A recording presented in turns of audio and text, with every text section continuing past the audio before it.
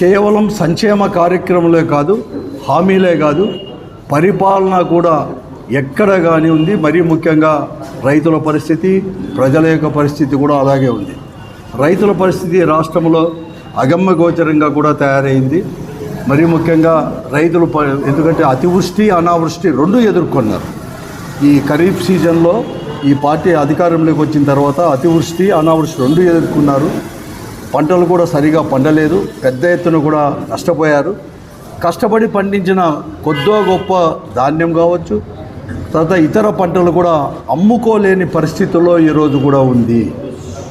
ఈరోజు రైతాంగం పండించిన ధాన్యాన్ని, వరిని ఎక్కడికైనా అమ్ముకుందామంటే అమ్ముకోలేని పరిస్థితి ఉంది.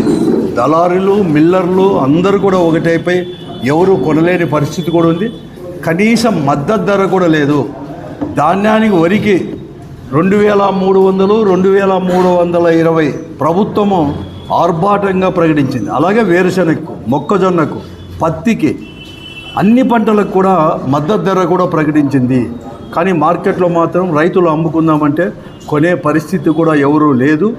ఆ పరిస్థితుల్లో ఈ పరిస్థితులన్నీ కూడా మేము, ఎందుకంటే 2300, 320 వరికి ధర వచ్చేసి ఈరోజు మార్కెట్లో కేవలం ఒకప్పుడు 1900, పోయిన సంవత్సరం ఈ వేలకు 2700, 2800 ఉంటే క్వింటాలు ఉంటే ఇప్పుడు 1600, 1700 కూడా కొనలేని పరిస్థితుల్లో కూడా ఈరోజు కూడా ఉంది.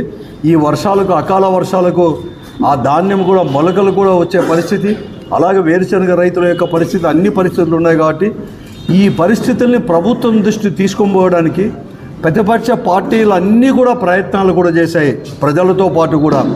కానీ అవన్నీ కూడా ప్రభుత్వం అనేది కూడా పెడచెవున పెట్టేసి ఎవరైతే ప్రభుత్వం దృష్టికి తీసుకొని పోతున్నారో అని చెప్పేసి, ముఖ్యంగా వైఎస్ఆర్ కాంగ్రెస్ పార్టీ కార్యకర్తలపైన కానీ, నాయకులపైన కానీ వారిపైన తప్పుడు కేసులు పెట్టడము, లేకుంటే ఏదో కేసులో ఇరికించి వారి గొంతులు అనేది కూడా బయటికి రాకుండా చేయడం అనే ప్రయత్నంలో ఉంది తప్ప ఎక్కడ కానీ వీళ్ళు చెప్పేది వాస్తవాలను గ్రహించి చేయలేని పరిస్థితి కూడా ఉంది.